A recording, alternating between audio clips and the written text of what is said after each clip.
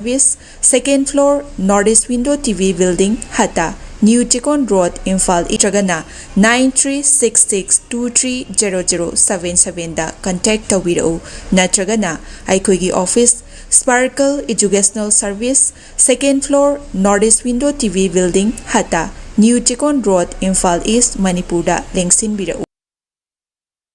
Northeast Window Money Analysis main tabi man kuma pohan muktada dong go structure to the tran mukchari amadi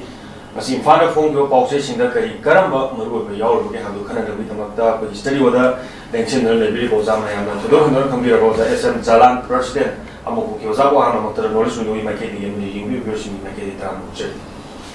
aga chayo za ozang si fana phone ba pause sinda kari karamba hela sina ta nu lai ba sinsi ko mayam su to do hindu na so khana diraba ko gi ujuji hai bataye gi khun ngak pasing koi khun ngak pasing pha gi bagi ihouda hai batare kaithen phambi imai bel sing amadi tongan tongan ba lekai lekai gi mera pai bi sing na su khun ngak pasing se koi athuba matamda thadok piu makoi makoi na lawram ba thodang ngasi buk mama oi bi sing na koi kawbo leitri koi gi irang siung na kalaba matamda makoina tumma mache chaba mache chingya tamna chatuna khun nga ibani hajna taromi ba thodang sing do koi kaufade hayang asidi lam gi leriba tampak te leriba imai ben sing tongan tongan ba sejo sing na bo makoi bu athu matamda without any condition tamen condition am ta yaudana thado pirak na so koi taksan ki bu leire adubu tongan tongan ba haiba tare ai maming matha sing na panjadra su akoi gi lengak pai ba singi mai kai dagi makoida leiramba maran haiba tare makoida leiramba maran si kokpi ba yaba maran organa kokpi ba adubu yang ka hena henjana deeply oina leiramba maran taraga di maduda koi log oba kari leirage haiba koi processing chatharaga kari kamaina tawraga makoi si thadorkani haiba gi makhata na su tongan tongan ba we da ju khra yingi si haiba gi su koi mayam public ta ju haiba tare koi expose to ki su leire adubu amabu oiro makoi na lormi ba thogang si mayam amatana kaudri imai ben sing na su makoi bu su athuba matamda thagat thadok pirau haiba gi su kholauk si laure haiba tare jamase makoi da kokpi ba yaba maran leiram taraga di makoi si athuba matamda thadok na su hona jage aduga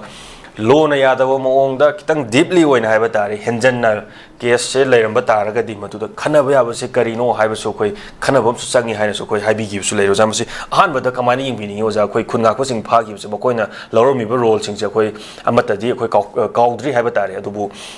hoji oire iba situation jida tongan tongan ba dugan sing lonjalakpa imaibel singna kaithen thoga sendalam badagi kaithen phamba toga mi pham oina phamaga isa sing thadok piro habi kholauk si lawbiri ko jamse ahan bada kamai thamini yo akai ye hojiki lairiba manipur da thokriba aduga hujik su lairiba khoi ye violence ki crisis se masigi hoiba angle dagi yang pataraga di masida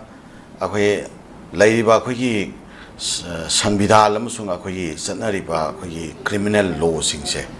मसिगी perspective से दगी young बतारगदी अखोई आइन की वांगमदा खुजु खुलाई process तौबा अदुगा आइन की वांगमदा अखोई नोमै कामनाबा नत्रगा अमा तौबा खोपा सिगी म्यामसे लोइना आइन की वांगमदा लेबा थबक गाक्तो ओइदोइनेबको अदुबो अखोई कांगलुप अनी की मियाम की मरक्ता यामना पाक्सना अचौबा अदुम्बा मोंग अमदा थोखिबा क्राइसिस अमनी अदुगा नाकल अमरोमदा अखोगी सेसिदा तंपाकी वैली एरिया सेसिदा मैते की एरिया दा अखोई तोंगान तोंगान बा डिफरेंट डायरेक्शन दगी अखोगी फजना खुजु खुलाई मतिक जाना पाइरबा अदुम्बा कुकी की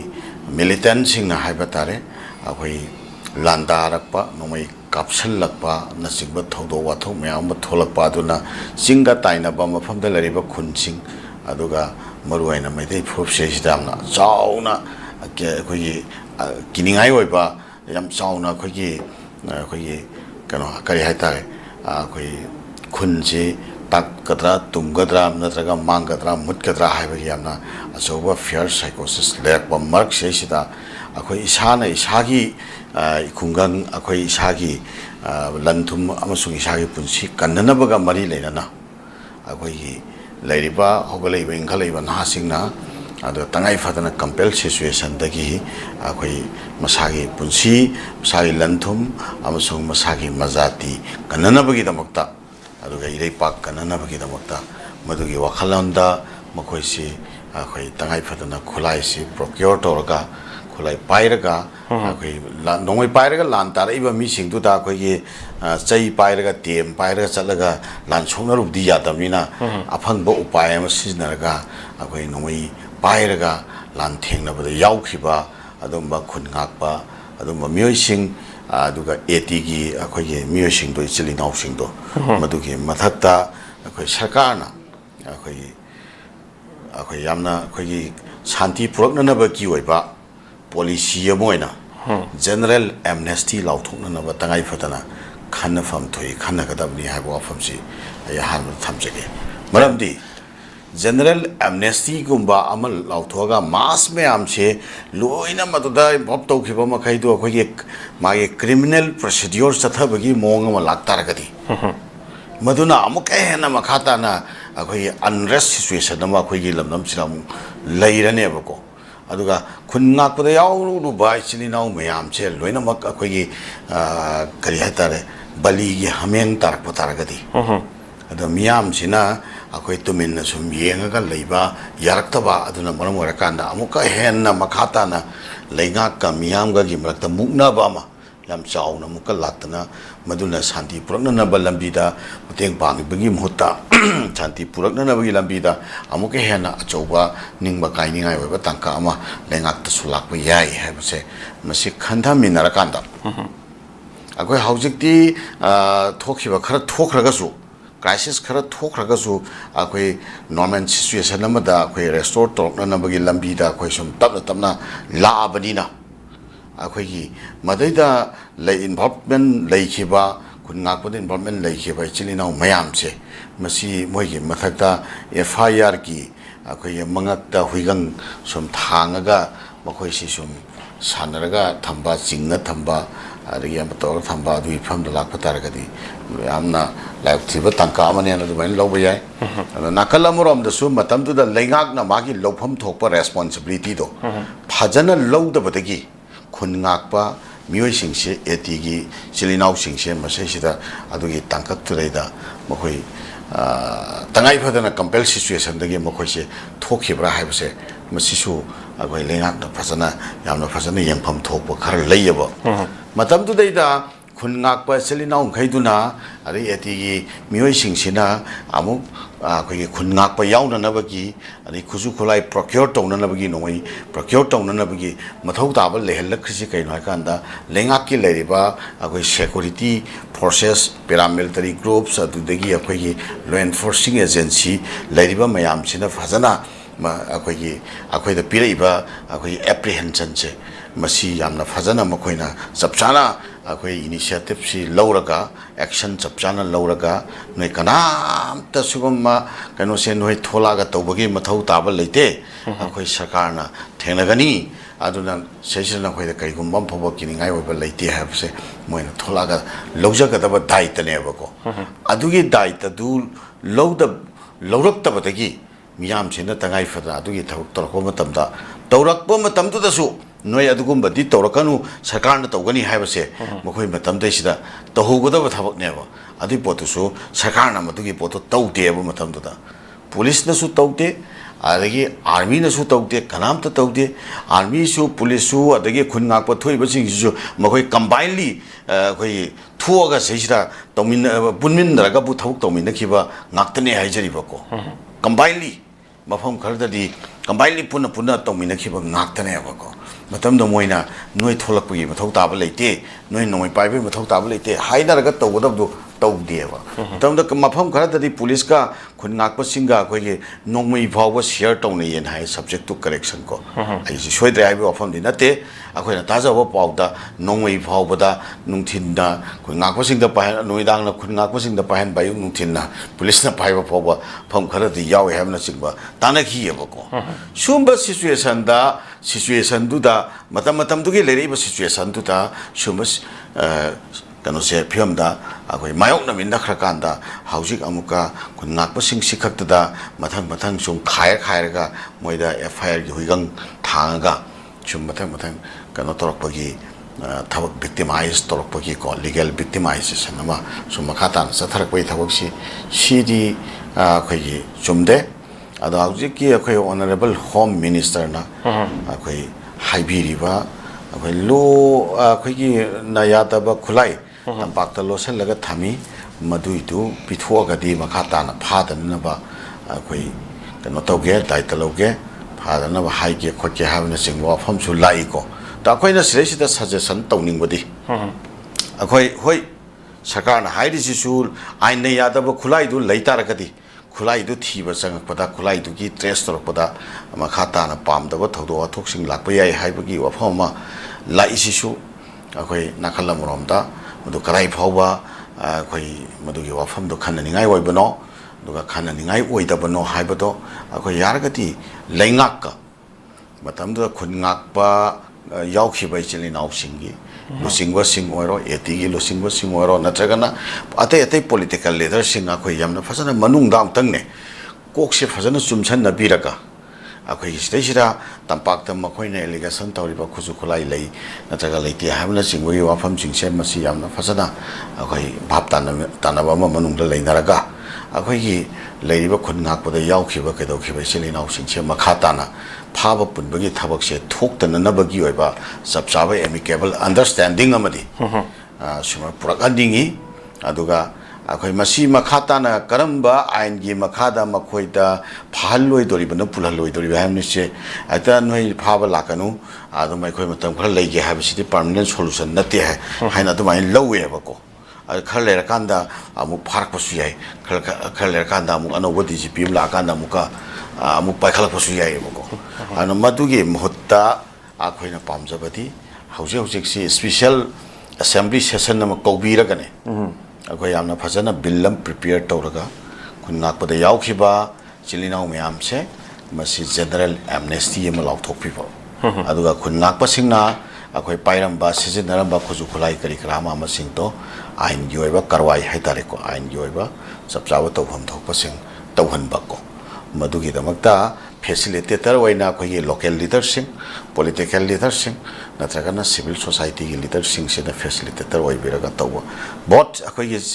तंपाकता तौरिबसिगो समानना सिंगदो सो तौबियोबको मोइसो खुनाकपसिंगदो जेन एमनेस्टी तुम पिबिबा याय खुजु खुलाइसिंग लोइ लौखटपियु आइन यादब खुजु खुलाई पाइबसिंगदुति अखोइ ऑपरेशन चथदारेदनको सिंगदा ऑपरेशन चथबगी पोटमा हौसिक कांगपोपीदा अमदे अतै मफमसिंगदसु पाक्सन चथबगी पोटमा हौसिक लाक्पा हौरबनिना समवट इरांगसी लाक्सननबगा मरी लेनबा पॉलिसी प्रोग्राम खरती अखोइ स्टेट की पुलिस फोर्स की माइकैदगीको से कंडक्ट तौबा हौरपगी पोटमदि लाबनिना अदमसी स्वाइसिदा अखोइ मखाताना अखोइ शांति ओइबा अखोइ इन्वायरमेंट मा अमतंग लमदमसिरा रेस्टोर तौननबगा मरी लेनना सेसिरा मरक्ता लैरे हौरिबा अहोबा अते अते फैक्टर मयामसे अदुगा काउंटर प्रोडक्टिव ओइबा मियामदगी लाकदबा रिफरकशन मयामसि लाक्तननबगा मरी लेनबा पाइखटपा याबा खोंथांगसिंग लैंगाकनासु यामना फजना माइंडली अखोइ हेता नाकलमदे येंगे हेता तौबा अदुगी वखलोंदु नतबिदा खितंग मनिंग ममांग नाक येलोय तुंगमांग खितंग येंगबिरगा फजना वखल फादना पुनिंग ताना पुनिंग चेतना थब पाइखटपिबगी अदुंबा दैट काइंड ऑफ इनिशिएटिव अमा ओइबिबा तारगदी पाइखटपिरिबा थबक अदुगा संक्शन बिरिबा लेंगाकी थबकसे हौजे हौजे चिंगदा करिदा मामदा ऑपरेशन चिंगबा तौरक्तना खोलक्तना लाइबा सिगी इनिशिएटिव ना चिंगबसी मखाताना अपहेल तौबिदना खोटबिदना तौरगा लमदम सेसिदा मपुंग फाबा पीस की एनवायरनमेंट अमा रेस्टोर तौरपदा यामना सौबा मतेंग ओइगद्रा हाइना तुमाइना आइगी ओइबा ऑब्जर्वेशन से सुमाइना थमजगे थागतचरी ओजा खुनगाको सिंग फागिबगी मतांगदा यामना मरिक चुम्बा मखोइना लौरम्बा रोल सिंग मयामदसु खंगनरबो गाक्तनी मतमतमदु लौखिबा रोल सिंग अदु हौजिक्ति मदु खुलाई खुचु खुलाई से खोइ मणिपुर गवर्नमेंट सिंग अमदि गवर्नर दबो खोइ थिनगिबगी चावना हिस्ट्री होने लेहौरबनी अदुगी मखा तारकपदा हुलुक तौखलकलिबसी मतमदुदा यानगिबा सानगिबा वारिदो खोइ कौफदे अमदि मदु आइनगी मतुंगिना tamen condition ni matungna thadok biro habino jadu mathangda lakchani ngimjina koi deputy chief minister nemchak kipjen amasung kuki MLA pumnamak pham thadok laga masagi miyamga punna leminagadabani haina kuki history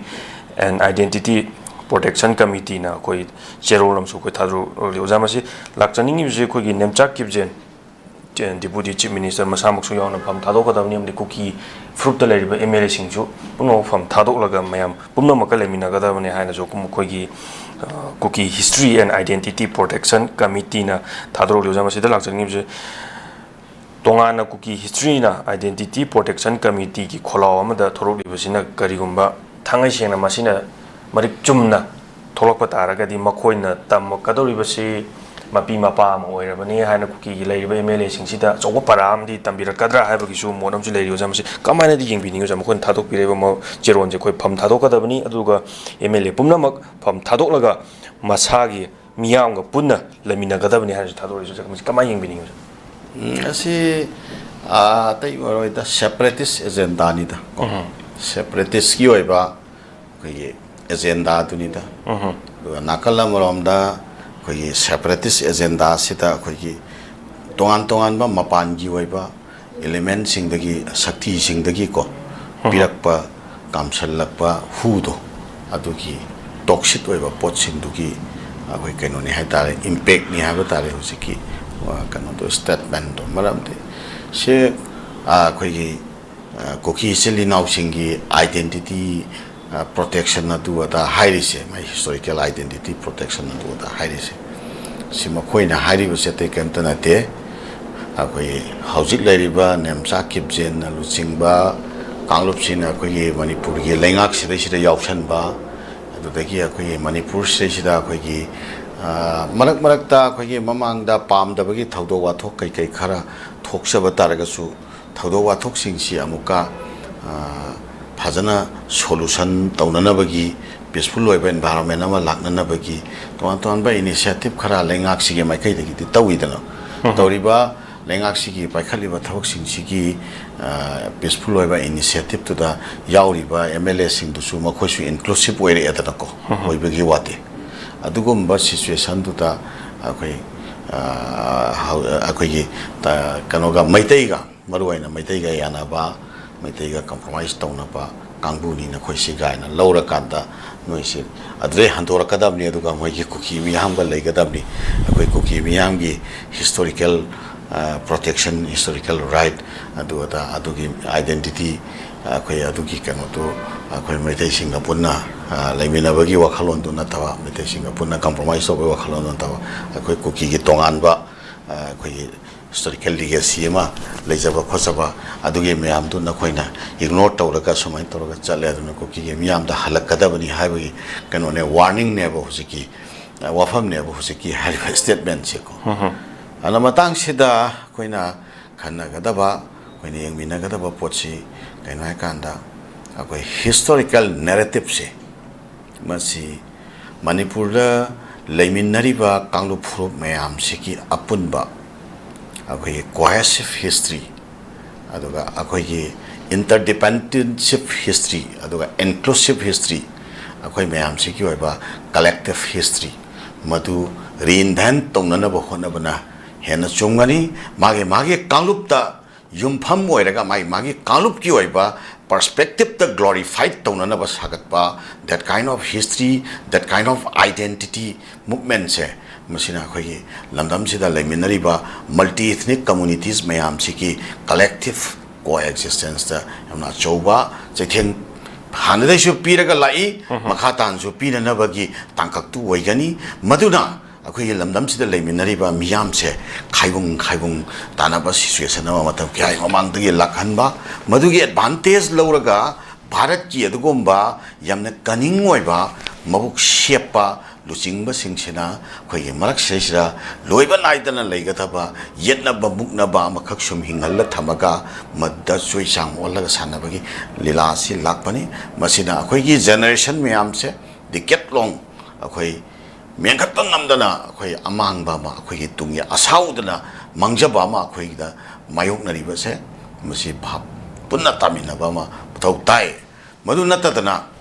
अखोई cookie की history अखोई नागा की history अखोई मैतै की history है तौल ले तारगदी मदुती अखोई पांगन की हिस्ट्री है ना सुम नंगनरग लेब तारगदी मदु कयाम यामना हेल्पफुल ओइगदोरिबो हाइबसे अखोई कालु खुदिंगबकी लुसिंगबा सिंगना कालु खुदिंगबकी एकाडेमिशियन खुदिंगमना अखोई खंधामिनाबगे मतम खोइरे मणिपुर गुम्बा पिखरबा 22,000 something square kilometer खक्तंग चौबा मफम अम खक्ता अखोई पुन्ना हौसिबा सही क्या सेंचुरी कया निसांग चितना लमदम से पुन्ना कोएग्जिस्ट तौमिनरगा लमदम सिगे तोंगान तोंगान मियाम मियाम अमा लाकमिनखरबा अदुगा थेगबा पार्टा तोंगान तोंगान मफमदगी माइग्रेट तोरखिबा सिंगसु यावना लमदम सिगे अपुनबा अदुगुम्बा अखोई सिविलाइजेशन के पार्ट में सरुक अमा ओइमिनरखरबसिंग सिदे अखोई कनाना कननो कुकीनो कनाना नागानो कनाना मैतैनो कनाना पांगनो कनाना तोगान तोगान कालुप माइ ममिंगसिंदो तोगान लेजरगसो अदोमदा येंगोइ मोता Manipuri as a whole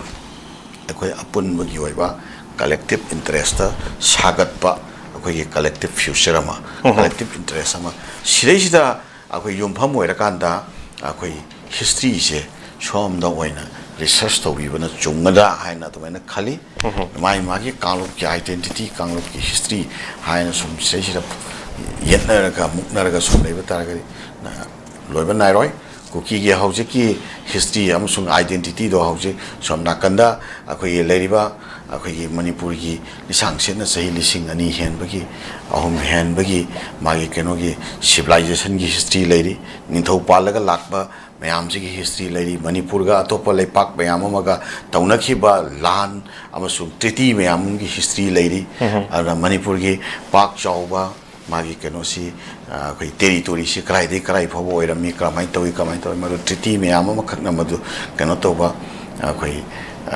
pot मैम हिस्टोरिकल केनो एविडेंस मैम खक लेरी मसिगी मैम सिगा हौजेकी अदैदा सागतनरैबा हिस्ट्री सिंगसिगा अदुम ऑलवेज कंट्राडिक्टरी ओइबा पोट मैम खक लेगनी अना असेंबा हिस्टोरिकल फेक मैम खक डिस्टॉर्ट तौरकांदा माइ मागे कांगलुप की ओइबा हिस्टोरिकल ग्लोरिफिकेशन तौननबा आई कांगलुपना लोइनमक सिदगी हेना मरु ओइ कांगलुपना लोइनमकतगी हेना चाउई वांगी हेना इंपोर्टेंट ओइ हाइना उननबा अदि वाखलोंदा सागतपा that kind of historical invention से मसी मणिपुर मांगहननबा ताकहननबा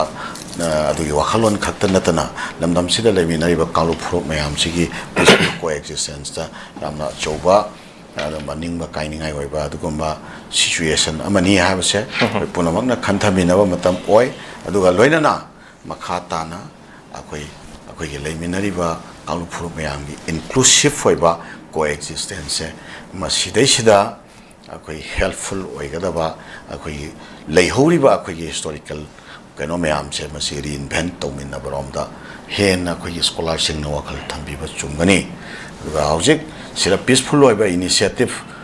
एंगल खरदगी अखोइदा निंगबा काइबा काइदबा मपु फाबा फादबा अदुना तोंगान अमुक थमकांदा कलेक्टिव ओइबा अखोई peaceful environment sorry peaceful environment अमा रिस्टोर तौननबा संगसलकपा सेसिदा डायरेक्ट चैलेंज तौबा स्टेटमेंट अमनी हौजिकी वाफम से हना अदुमाइना अरोइबना थमजकी थागतचरी ओजा दुगा मथंगदा अरोइबो ओइना सोजा लाक्चनिबसे यामनसु अखोइगी मरुसु ओइबा हाइबा तारे यामनसु ननिङाइ ओइबा कोई अंड्रो एसी की मनुंग चन्ना लाइबा कोई यारीपोक्ता सीएससी हाइबा तारे अना लायंगी पथा सिदा चथारेक्ली बुजोजा याम तसेंगना हारबा कांदा मसी डॉक्टर 32 लेगदबा सीएससी दा डॉक्टर अमा खक्तना लायंगमे हाइबागी जो अखोइना सिजे पेपर मसु यावरे ओजा मसी कोइगी सरकार की लोइसंगमने हाइबा तारे मसी लोइसंग हाइबा मसी अना लायंग संगनी मसीदा तौगदबु सरकार की एम्प्लॉय अमना मसागी मथौ मसक खंगदबा हाइबा तारे डॉक्टर 32 सी कदाइदा लेख्रबनो मकोइजी थागी तोलोप ओइना ngaइ लेरिबरा अना लायंग सी लेकाय अमदा खुंगंगमदा लेरिबसे सिसी अंगांग मचादगिना हौरगा अहन फाउबगी फारसेट पिबम ओइनरिबनी अदुबु मसिसु याम मरुओइबा मफमने हाइबा तारे खोइगी तोंगान तोंगान बा चौबो हॉस्पिटल मंग नत्रगसु खुदकी ओइबा थु मतमदा फारसेट पिबम ओइरिबा सीएससी ना मयामनसु खुन खुन लेकाय लेकाय खुदिंगसु लेनरिबनी अदुबु डॉक्टर 32 लेगदबदा डॉक्टर अमना लायेंगमे हारिबसी असुक कुइरपो मतमसे पुथोरक्तना ngarang khakta koi media sing da koi paper sing da flash to pasi masi kitang thengmal labra thengman ba tar ga su public ta khangan bi rei ba media da puthok pi rei use masi yam thagani ngai ni adu doctor trani thoi le ga da ama khakta na laing hai se ja yam na ngakni ngai amadi masi yam na kup thijani ngai ma thok tai ba tare masi da doctor trani thoi na laing ga da bu doctor ama khakta na laing hai ba si kari maram gi oi ga dori banon masi da kari haibadi akogi lakchani base yengjan biba watpadagi oigadoribra natraganda akogi sarkar gi oibnina hayeng inspection lakani haba numita akoi pulap hek karakpo gumba sum oigadoribra subject to correction hojiki leiriba CSC jaga se akogi andro AC ga kitang naknaba area haiba tare andro AC di singphataba area oiba mali ojako adu masida la ibase doctor trying thoina layeng gadab da doctor ama khaktana layeng haibasi सरकार की असोब ओइगदौरिब्रा नत्रकाना सरकार की असि कोइना हानादी सरकार की employ अमना थबक काबजे पुंग निपान मखाई just सिदा कागदमने ना कोइ 2022 23 दा खरा बास होइना कतोरमा माले अदु बहुति मदु काउख्रोज माली को अदु मसे अरोय बोइना कमाइना थमिनी ओजा अना लायेंग संगदा डॉक्टर त्रानी थोइना लायेंग गदब डॉक्टर अमा खक्तना लायेंग हारिबसि सरकार की असोब ओइगदौरिब्रा लेकाई दुगी प्रजा सिंगना येंजनबा वाटपति असोब ओइगदौरिब्रा नत्रगा डॉक्टर सिंगना कोमथोकपगी ओइगदौरिब्रा ओजा कमाइ थमिनी अरोय बोइना अखोगी मणिपुर सिदा अखोगी कनोना अखोगी सुमांग लीला की कॉमेडियन अखोगी ओजा तोलहन्ना एक हाई बम लेबको अदा इबुंगो मणिपुर हाइसे अखोई आइन सेंफम कारखाना ने दो अदा मणिपुर दबो नामुमकिन लेसे करी लेबगे दो इवन CBI फावबा मणिपुर लाकपा कांदते आगे CBI तो नते बा कोई मणिपुर लाक कांदा मणिपुर की CBI ओलिम ने बको आदगी हाइरे लाक पा CBI तो मणिपुर रोकार मणिपुर CBI वन मणिपुर की CBI वन बा मणिपुर की सोइल से तोगान बा सोइल मने बको अदुना अखोई सिरै सिदा लैंगाक से मसिना तौगदबा यामना मरु ओइबा थबक से करिनो ना हाय कांदा मागे लेरिबा एडमिनिस्ट्रेटिव मेकानिज्म से लैंगाक की लेरिबा मागे अखोई कनो से एडमिनिस्ट्रेटिव मशीनरी एंड मागे मेकानिज्म इट्स फंक्शनिंग से मसी हमने स्मूथ ओइबा as per procedure as per rule as per law फजना मसी एक्टिवली अखोई फंक्शनल ओइबा को गवर्नेंस अमा अमोन रेस्टोर तौननबगी थबक से मसीदी यामना utmost priority ओइना लैंगाकना लोफम थोय दा खोइना एग्जांपल ओइने येंजबा तारबता अखोई इंजीनियरिंग डिपार्टमेंट सिंगी तोंगान तोंगान मफम द लेरिबा इंजीनियरिंग अखोई की कनो सिंग से डिविजनल अखोई ऑफिस म्याम से मागी मागी लेफम थोकपा डिविजनल ऑफिस सिंगसिदा फमनदबा अखोई डायरेक्टोरेट ऑफिस नत्रगा चीफ इंजीनियर ऑफिस ता अखोई सिना जिरीबाम की ऑफिस सिना कांगपोपी की ऑफिस सिना अखोई कनो की ऑफिस तमेंगलोंग की ऑफिस सिना कक्सिंग की ऑफिस हाय दना ख्याथोम ल फम्बो उइयबा अखोई कनो दा सर्किट हाउस ग्लास हाउस फम्बो उइयबा सेक्रेटरीट फम्बो उइयबा पोरमपाट की लेरिबा MSRD की ऑफिस ता सिना अखोई कांगपोपी सिना फेजोन की सिना तमेंगलोंग की सिना कनो की साइटू की सिले की अदा कनो की उखरुल की कामजोंग की ना डिवीजन ऑफिस में आमचे का अमम तौरगा कनो दी थेतबा साइन बोर्ड दी थेतबा दुगा का अमम एलो तौरगा मफम सिंगसिदा चलगा फमबई मुता हाइरिबा हेडक्वार्टर से फमगा थौक सुबगी कल्चर अमा मणिपुर से उई आदगा नाकलमरमदा डॉक्टर सिंग से मसी मेडिकल इथिक्स हाइबसे ख्वाइ लुबनेबो मियबगे पुंसी कनबगे थबकनेबको सि आमा चौबा ह्युमैनिटी सर्विस नेबा सीधा लैरिबा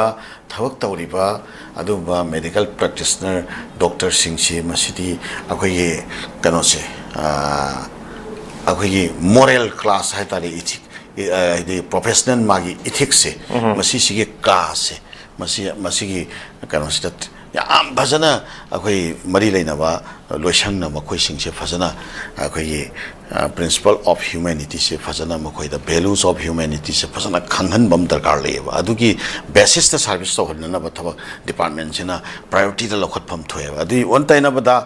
यारिपोक कुंबा इम्फान नगी किलोमीटर कुन मरी मंगा कुंठा नियरली कुंठा है से को कुन मरी मंगा गुंबा लाप मफम अमदा लैब मफमदा अदुदा पीबा पोस्टिंग अदुदा पोस्टिंग पीबा एम्प्लॉई सिंग दु फावबा फजन थबक कारगा सर्विस तौनी हाबगी अदुगी रेस्पॉन्सिबिलिटी दो लेखलक्त्रगदी अदुदी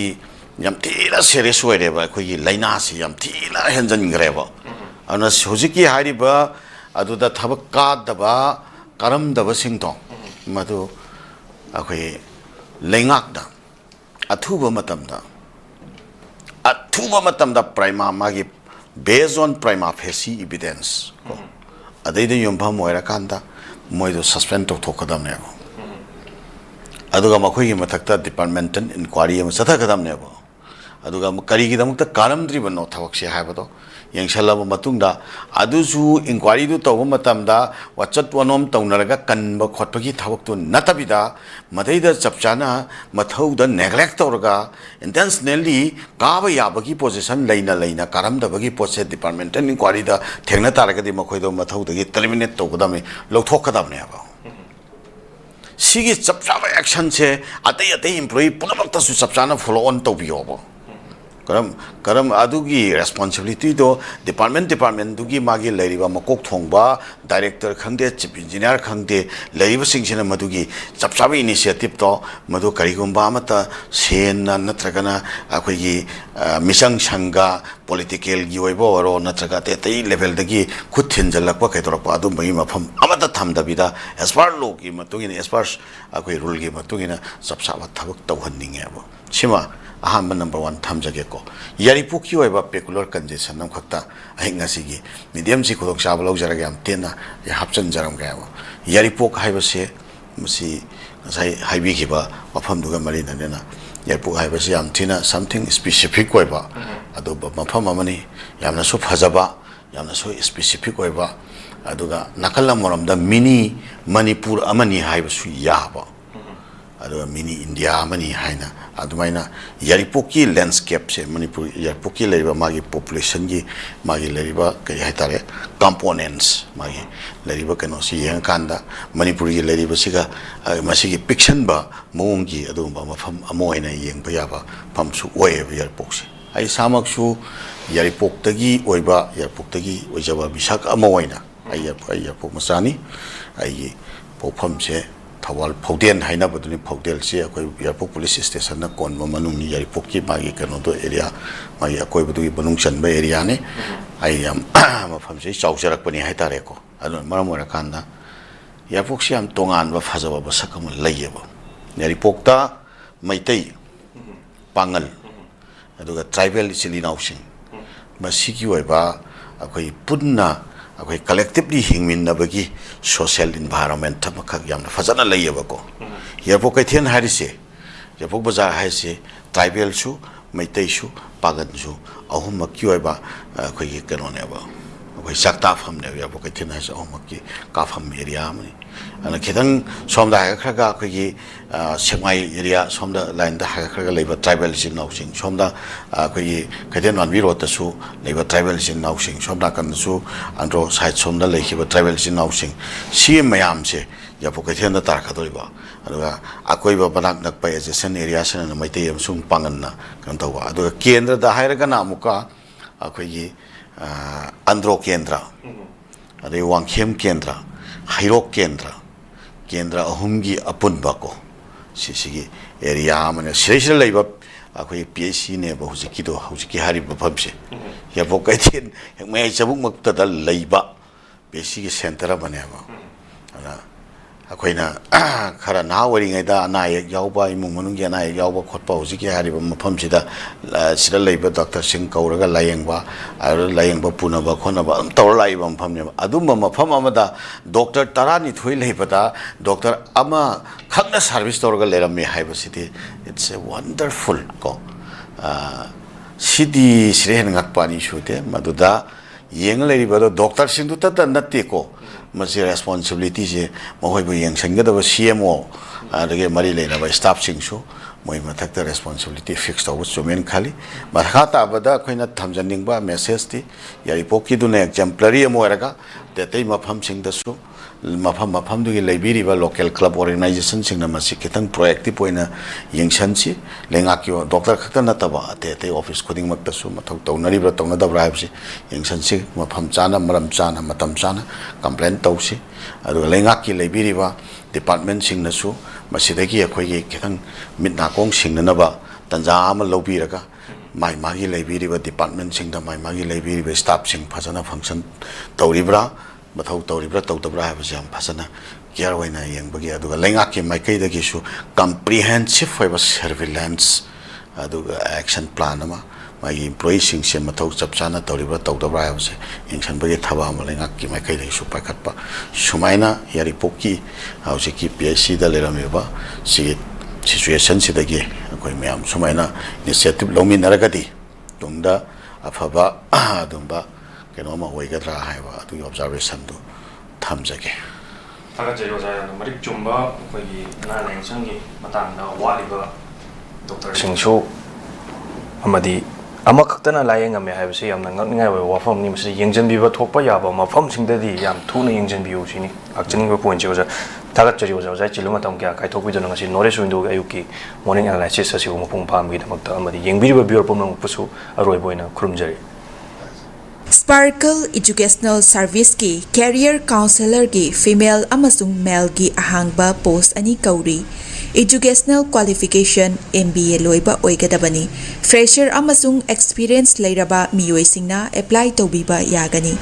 Hena akupa marol ki damak 7005063196 natragana 9366230077 da contact tawbirao natragana aikoi gi office Sparkle Educational Service, 2nd floor, Northeast Window TV Building, Hata, New Tikon Road, Imphal East, Manipur da lengsin birau.